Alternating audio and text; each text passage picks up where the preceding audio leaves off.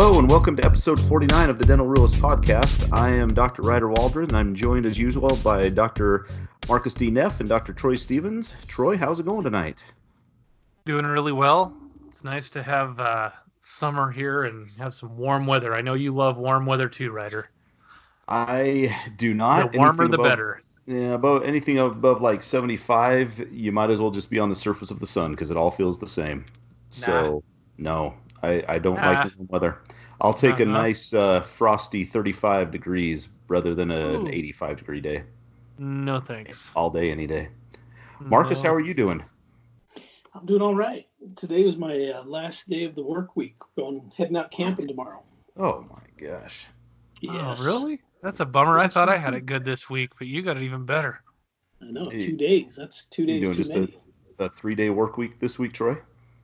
3-day work week for me. We're doing Monday, Tuesday, Wednesday this week. I guess I am just the thoroughbred of the group here because I'm going 4. I've gone 5 the last, I don't know how many weeks, 6, 7, something like that. Yeah, well. So, sheesh. You love it, man. So you got to, you just keep trudging on, keep on trucking. Somebody's got to do this dentistry. Oh man, yeah, no more Fridays for me from now on though. I think we're all caught up. Are you guys all? What did you do with all your patients, Troy? Did you just reschedule the ones that you couldn't see in April and March? The hygiene patients, you reschedule those until the fall, or what did you do? Yeah, we just rescheduled them out. As much as I would like to kick up on Fridays, I just can't bring myself to do it. That's a lie. You would not like to do Fridays. That's the problem. Yeah, I can't handle it. I'm a wimp. I've got to do only 4 days a week. Actually, I'm down to 3 now, so that's good. That's good. Yeah. And alternating 4-3, 4-3, which is hopefully that is what you do it now. Nice. Yeah, and then a few more months we're gonna have another guy coming in, so I'm gonna kick back to 3 permanently. So that'll be good. Great. You and Marcus will have the same 3-day work week because Marcus, man, 2 days is kind of a lot for Marcus most times. It is. Well, he's got a lot of volleyball, Marcus, right? Yeah. I know with this dang COVID thing really crimped my style. I didn't have volleyball as an excuse to not work. Yeah, sheesh. Yeah, true. They canceled my son's soccer season yesterday because apparently Boise reverted back to stage 3. And so we were stage 4, but now we're going backwards because it keeps peaking and spiking and so yeah, we're going backwards. Interesting. So, let me, we've been doing this little segment the last few shows about, we're getting to know our co-hosts here. I'm going to ask you guys a question. What is your favorite band or musical artist? I know Troy has exceptional taste in music. Marcus has about the worst taste in music I've ever heard. So, okay, let's go with you first, Marcus, so we can get the bad out of the way, and then Troy can cleanse our palates with his favorite. Do you have a favorite musical band or artist, Marcus? I don't know if I could say that I have a favorite. It's kind of evolved over time, No, it hasn't. But Four of a Kind. Four of a Kind was an amazing group. They finished. They didn't have a long career, and it's a shame. But I did like Michael Jackson a lot growing up. Michael Jackson's very good. Yes, yeah. I was a big fan of Michael Jackson. Yeah, his songs, I still hear those pretty much every day on the station we listen to at my office. And yeah, he's Michael Jackson's awesome. If I was going to go for a different genre, I'd go with James Taylor. Oh, I knew that. I thought that was going to be your pick. No. Oh, he's just downright awful. I don't even know who he is. Who is James Taylor? What does he sing, Marcus? It's like the songs that would make you want to throw up in your own mouth. No, singer-songwriters, good guitar, nice and mellow. Yeah, too mellow. What does he sing? Fire and Rain. Oh yeah. Oh. Country Road. Oh, he sings Country Road, Take Me Home. No, that's John Denver. No, that's John Denver. Yeah, that's right. That's John Denver. Actually, he's better than that, right? John Denver's awesome. No, I do like John Denver. Yeah, he's very good. Here he is. All right. Well, Troy, help us out here. Who's your favorite? Do you have a favorite? No, I don't have a favorite. I really don't. I have so many different that I listened to over the years. And I would not say that I have a specific favorite. I have some, one day I'll listen to smooth jazz. The next day I'm listening to The Cure. The next day I'm listening to techno. I mean, I have I like everything. You got a wide range. I do have a wide range, but I do like 80s stuff. I'm not going to lie there. I definitely like that too. My favorite, as you guys know, is In Excess, followed closely by Depeche Mode. No, In Excess is by far my favorite, but I think my top 5 would go In Excess, U2, The Cure, Depeche Mode, and I don't know, maybe Foo Fighters, something like that. I don't know. Mm-hmm. But yeah, so James Taylor is not on the list. What is your take on Bone Thugs and Harmony? Not familiar. The name sounds familiar, but I don't know the music. It's a 90s rap deal my brother used to listen to. Oh. I don't know. Maybe I can try. Yeah. All right. Well, we're going to talk about something tonight that I think is probably pertinent to dentistry, but Troy was baffled when we came up with this topic. Mm-hmm. He thought it was a joke. So and so it made Marcus and I feel really good. We're going to talk about it when Troy shamed us. So I was not shaming you. You weren't. You just I just didn't understand what it was. You didn't understand what it was, and I think Marcus and I were reading this. At least I would think that Marcus was nodding along to a lot of this stuff. Yes, I was. These articles we were reading. So we're going to talk about imposter syndrome, which is it's the idea that you've only succeeded due to luck, and not because of your talent or qualifications. So, I mean, where this would pertain to dentistry is that maybe you just lucked into getting into dental school and you didn't feel like you deserved to be there. Yeah, the first paragraph in this Time magazine article kind of hit me when I read it. I'm going to read that. It says, have you ever felt like you don't belong? Like your friends or colleagues are going to discover you're a fraud and you don't actually deserve your job and accomplishments? Yes, and yes. Yeah. I mean, and I do feel like that a lot. And Troy, you said you haven't felt like that, and you were kind of confused when we were talking about this, right? Correct. Yeah, I don't know. I didn't know, and I'm here for you to help comfort you. Yeah. Thank you. And help you. Well, and the first time I had heard about this was, I don't know, years ago, probably a couple of years ago, and I read this. It's something from an author and another. He's a Star Wars podcaster also, that he talked about how he's written these books, but he still feels like he is an imposter and doesn't feel like he has earned all the successes that he's had. And so I had to look it up, and I thought, wow, that's interesting. It's interesting that somebody that could be so successful doesn't feel like they deserve success. And that is one of the key, key things with this imposter syndrome. So let's go through a few of these. So, go ahead, Marcus. I was going to say, one of the first times as I look at this now and I look back on it, one of the first times I think I really felt kind of like an imposter was in dental school. Mm-hmm. Like that, when I first showed up at dental school, because I was an average at best high school student. Then I went to college, and I didn't do that great my first year or two. But my last couple of years, I did really good. I kind of figured out how to study and get good grades. So I managed to get good grades. I did decent, pretty good on the DAT. Mm-hmm. And then I applied to dental school, and I didn't get into anything.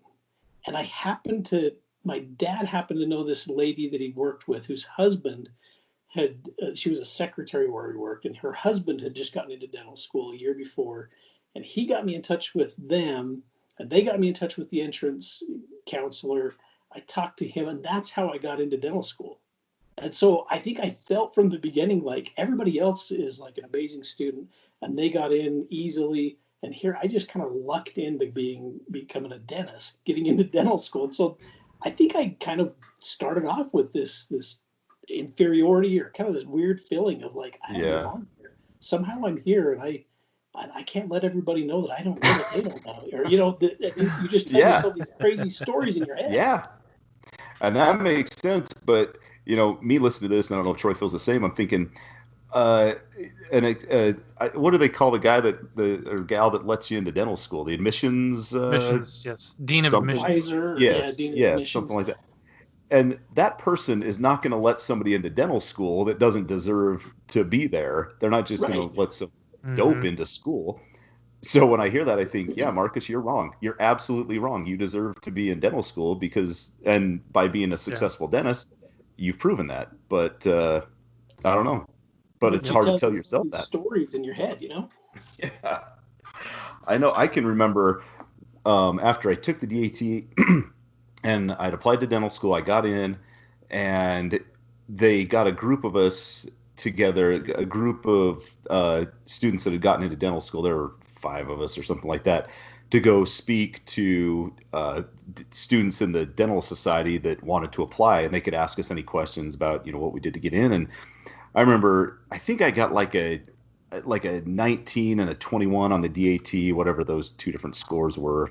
And I remember the one of the students asking, like, what did you get on what's the average to get into dental school with the DAT score? And I thought, I think it's like 18. And one guy's like, no, it's like 15. Like, and I'm thinking, oh, because I was thinking I was kind of average, and I guess my scores were above average. But it's just one of those same things that I'm just telling myself that I am not good enough to be here, and somehow I just got lucky, and they must have accepted 5,000 students, and 4,800 of them went to another dental school. But that's not true either. I don't know. Yeah. Yeah. Anyway, You any of guys are this ringing so hard, so hard on yourselves. well, yeah, You and I think guys. we need Troy. I think we need Troy to make us feel better. Yes, I'm gonna make you feel better because I went to school with you guys, and you guys did fantastic. They call you a doctor right now, right? It's true. You guys did fine. You passed your board exams. You're practicing dentist. You've been successful for 17 years now. Yeah. I mean, yeah, you guys got to quit beating yourself up. Yeah, so let's go. So some of what we're talking about tonight is coming from a Time magazine article online, 2018, and it's titled, let's see, just so we give the right credit, yes, Imposter Syndrome is real. Here's how to deal with it. It's by Abigail Abrams. There was also an article from the Harvard Business Review by Gil Corkindale called Overcoming Imposter Syndrome. But if you Google Imposter Syndrome, a bunch of stuff comes up. But there's some stuff on Wikipedia and everything. But one of the patterns of people who have imposter feelings from this Time article, it says they are perfectionists. They set extremely high expectations for themselves, and even if they meet 99% of their goals, they're going to feel like failures. Any small mistake will make them question their own competence, and that I feel like that every day being a dentist. Yeah. And like when I go through my day, I'll have, I don't know, if I have 10 patients, just for a nice round number, 9 or 10 of them I would say are probably pretty successful, maybe. And I don't even know what a failure would be considered. That maybe I did a filling and it, came back with a toothache and had to refer him to endo. I don't know. I don't even know if that would be my mistake. But I feel like a failure, and all I can focus on is that one mistake, and I can't even think of all the other good stuff. Yeah. Yeah, I can relate. I think I have those similar feelings and thoughts anytime something doesn't go just right, and when it doesn't work out perfectly. I tend to look at myself as though I somehow am the failure. I'm the cause. I'm the. Yeah. Yeah. Okay, And so I guess I do have this problem yes. myself. Yes, finally You guys something. talked me into this. I agree on the same exact way. Come on, Troy, be an imposter. I know. You guys are going to show me by the end of this if I have it or not. We're going to have Yes, Troy in the loony bin perfectionism by is the end. bred into dentistry, isn't it? I mean, It is. everything you do has to be perfect in dental school. You're basically, when you wax up a tooth, the instructor will tell you, nope, go do it again, do it again, do it again. And everything has to be absolutely perfect, and people will expect that. Patients expect the fact that you do a filling for them, it's going to last for flipping ever. Mm-hmm.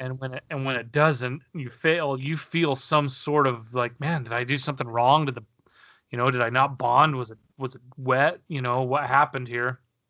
But you definitely do put a lot of pressure on ourselves. Yeah.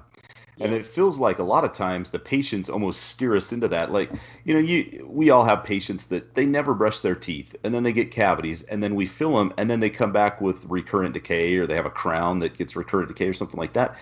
And their immediate response is to not take ownership in anything. Like, well, you put that filling in, it's just not, it's not staying in, or now it's got cavity. Yeah, my That doesn't tooth's never happen. been the same Yeah, since you did that. yeah. Well, Like, uh, and if I was in that situation, I told you guys that, you'd be like, yeah, that guy or that lady is an idiot. They're not taking care of their teeth.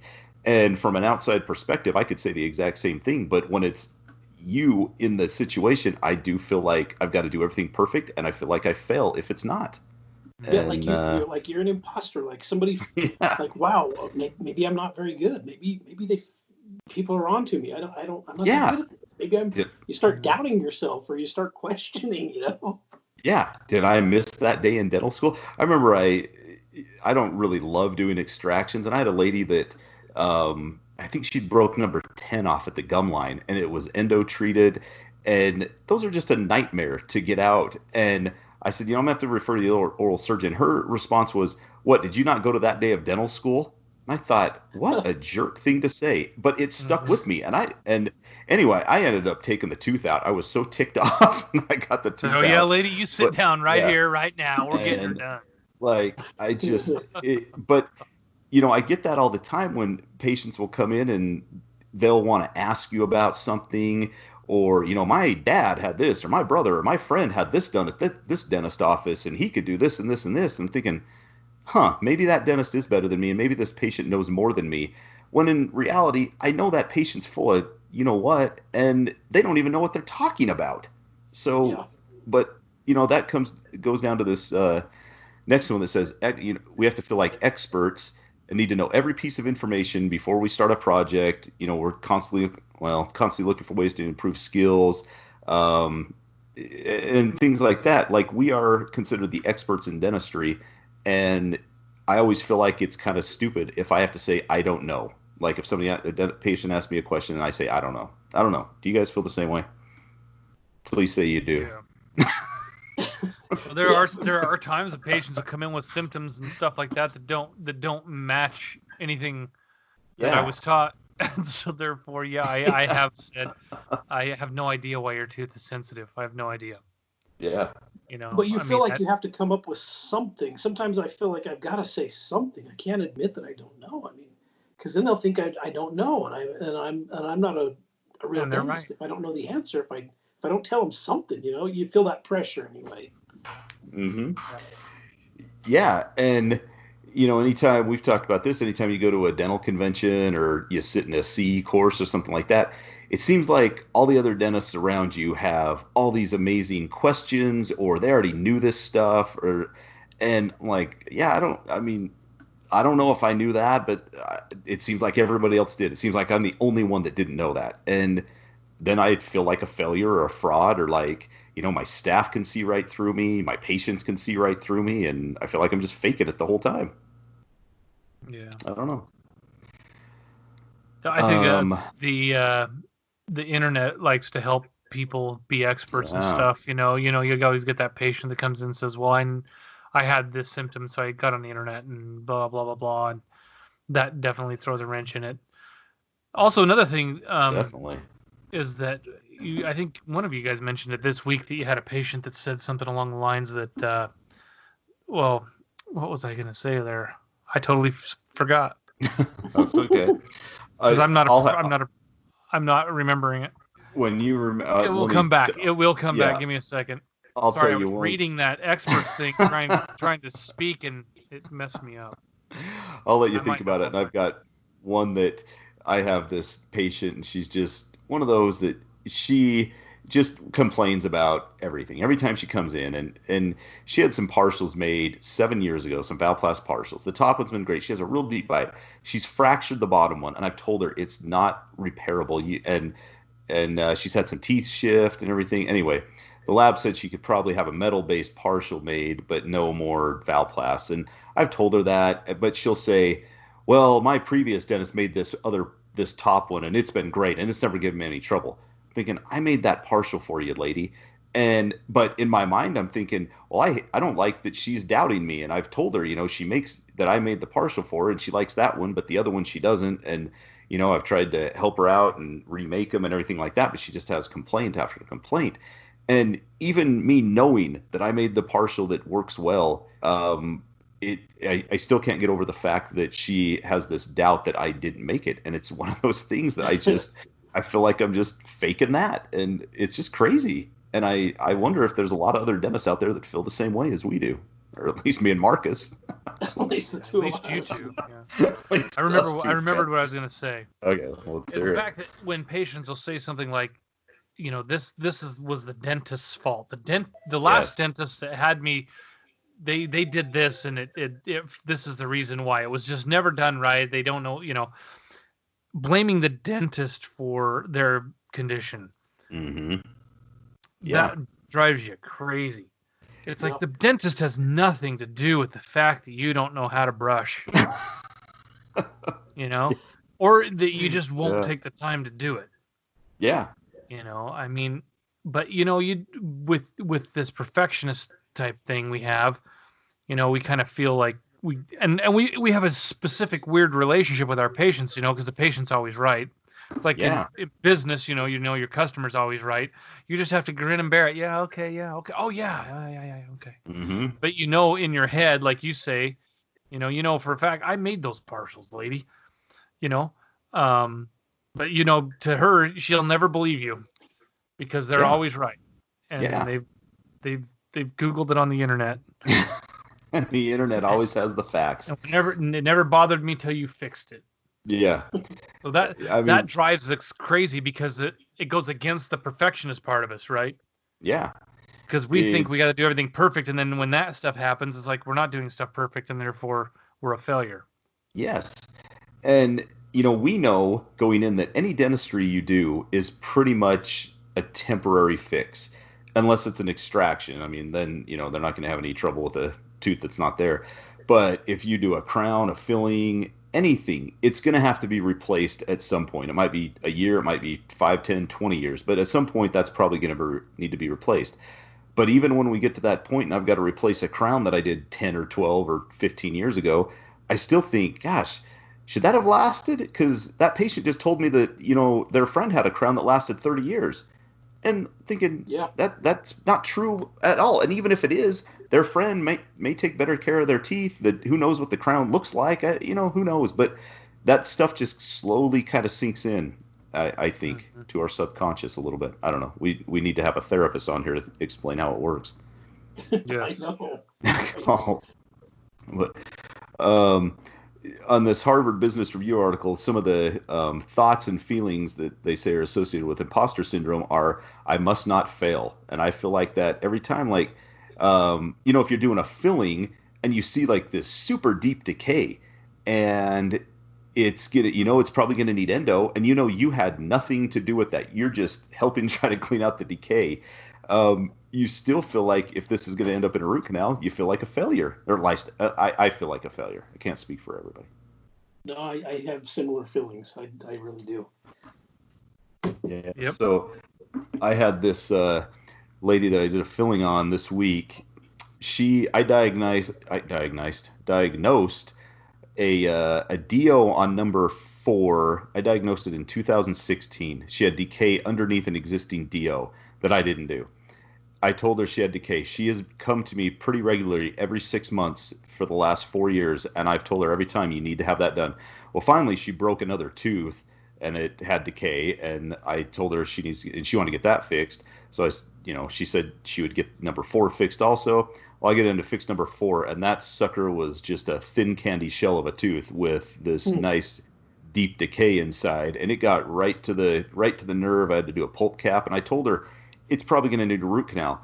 Even then, I feel like, gosh, did I do something wrong by not getting her in? I mean, I told her about it every time, and she chose to wait, and now she's probably waited herself into a root canal. I know it's not my fault, but I still feel like maybe there was something else I could have done better, but I don't know. Yeah, I know that's a crazy thing, though. Somehow we just keep taking ownership of the problem when it really the patient has some ownership. They have the majority of the ownership of the problems that they have. I mean, most of the things that happen in patients' mouth aren't the cause of the dentist, but when you have these fillings, it's like you feel at fault, like you're an imposter, Yeah. And like if somehow and if you're it too, really a fault here. yeah, and if the tooth does or something does turn out well, well, you'll just say that it was just lucky. Like I just got lucky. But patients don't see it that way. They'll tell you that, you did a great job or whatever, but I just feel like it's luck. And I feel like any success I've had is maybe I just kind of stumbled into it. But I don't know. Who knows? Well, then Not you're me. good luck. Well, I guess it is good luck. I mean, You have good there's luck, Ryder. I Good I luck. don't know. I really have no idea.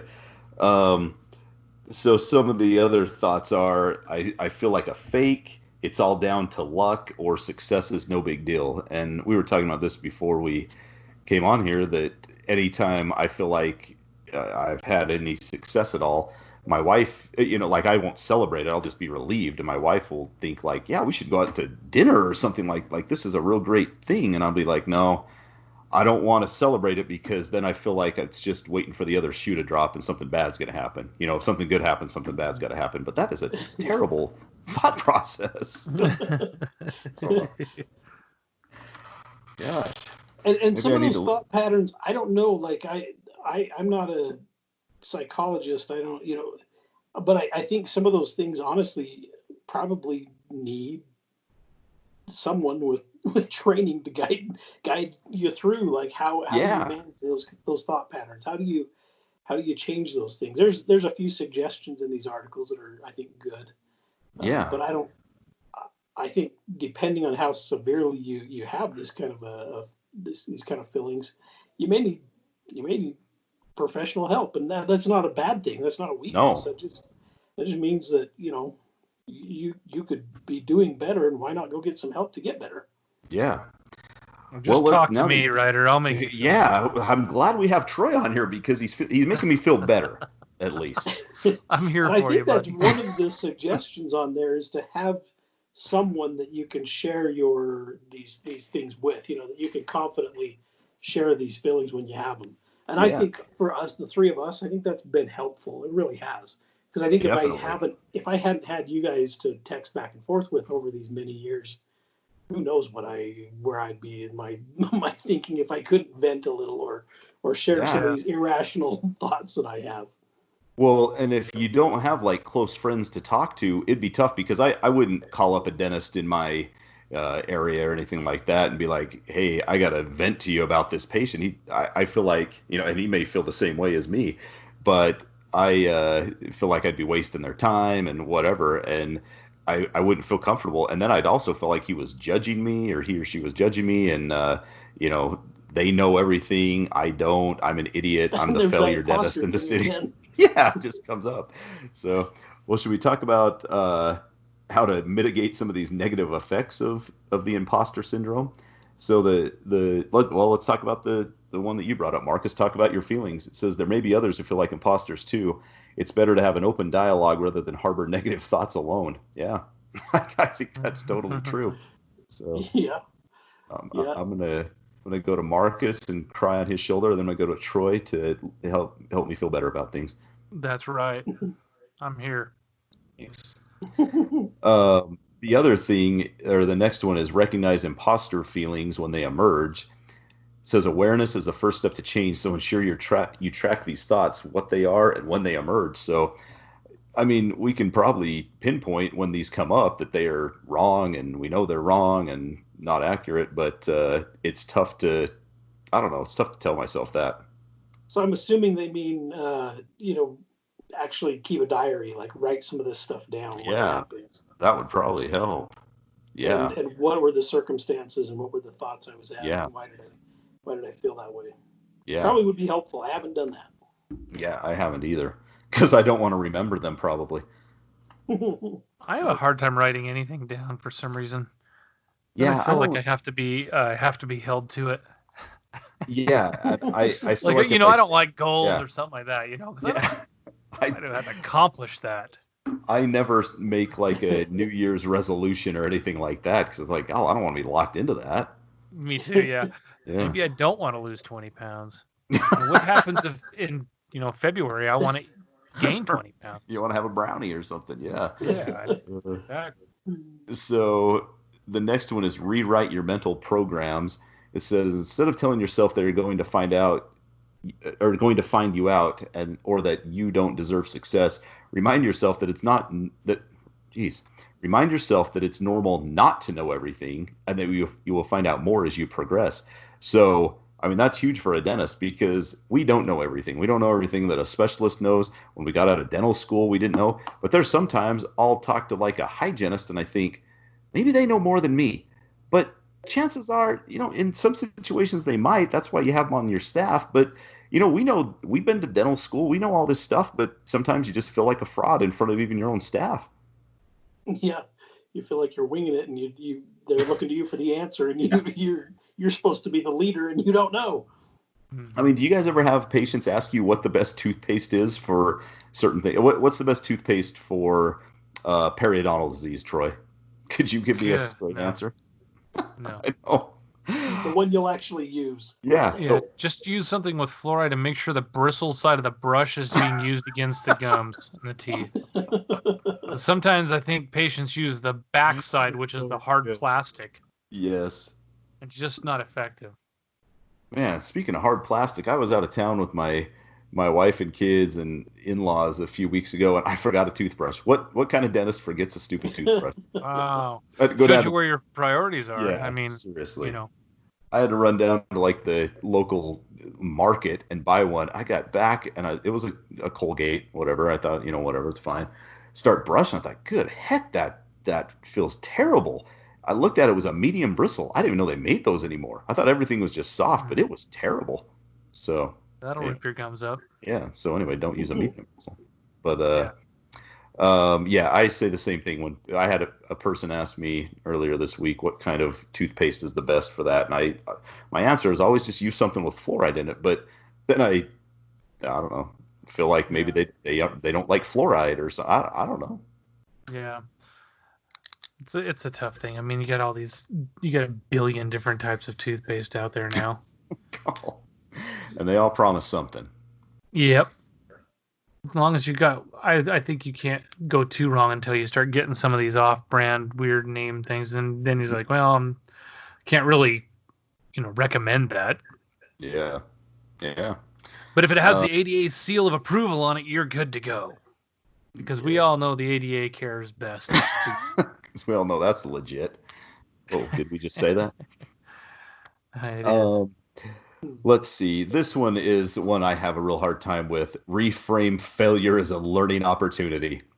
I hate that. Like, I just don't like to fail. And that's so dumb because everybody. I mean, if a dentist has 90% success on all of his treatments, I'd say that's pretty dang good for anything, but not for us sometimes because we're expected to have 100% success. Let's see. Be kind to yourself. Remember that you're entitled to make small mistakes occasionally and forgive yourself. Don't forget to reward yourself for getting the big things right, which is something I could definitely work on. Yeah. What is the condition where you basically hold yourself to a higher standard than you would ever hold anybody else? I mean, it's probably along the lines of perfectionism, or it could be some sort of type of anxiety. And I think that this imposter syndrome falls into that a little bit, where you hold yourself, and I'm the same way. You hold yourself to a standard that is way higher than anybody else. I have the ability to forgive other people. It's okay, doc. Something messed up. No big deal. No big deal. I understand that. But to me, no, absolutely not. I cannot make a mistake. Yep. That's totally that agree. Perfectionism part of it. The fact that we can't have failures. I can't accept it for myself. I could accept it for other people, but not me. And it's backwards. You shouldn't be like that, right? Yeah. We all know that we're not going to be 100% all the time. Yeah, and as much as we try. We've talked about that with like a surgeon if he was doing a shoulder surgery, knee surgery, or something like that. Like, I've got patients come in all the time and they say, I got this knee surgery done, but it didn't take, and the doctor's got to go in and do it again. And of course, the doctor's probably going to charge him for both of those surgeries, but for some reason in medicine, it seems like failure is more acceptable uh, with I don't know, surgeries, whatever else. But in dentistry, it's like we expect, and even I feel like patients expect things to be 100% all the time. And I know patients don't expect that because whenever if I do a filling and it's super deep and I tell them, you might need a root canal, they come in, it's hurting them and said, yeah, you said it was going to need a root canal. So, I'll go get a root canal done. And they're usually fine with it. Rarely do they get angry or anything like that, but I'm always worried that they're going to be. Yeah. But it's just that one person that ruins your life. Yeah, that's true. And it does feel like it ruins your life. You could have all these successes, but the ones that stick out are the ones that are the failures, right? Yeah, totally true. Like some of the aesthetic cases that I've done, and I'm not a big aesthetic guy, but some of the ones that I've done, there was one that I did this last time that the lady was absolutely impossible. I could not please her no matter what I did. Even talking to her for years before we even did it, I had expectations set and everything, and it still blew up in my face. I ended up redoing the case so many times that I actually didn't make it. I probably went into the hole by doing it. Yep. So therefore, I probably will not do ever again. Yeah.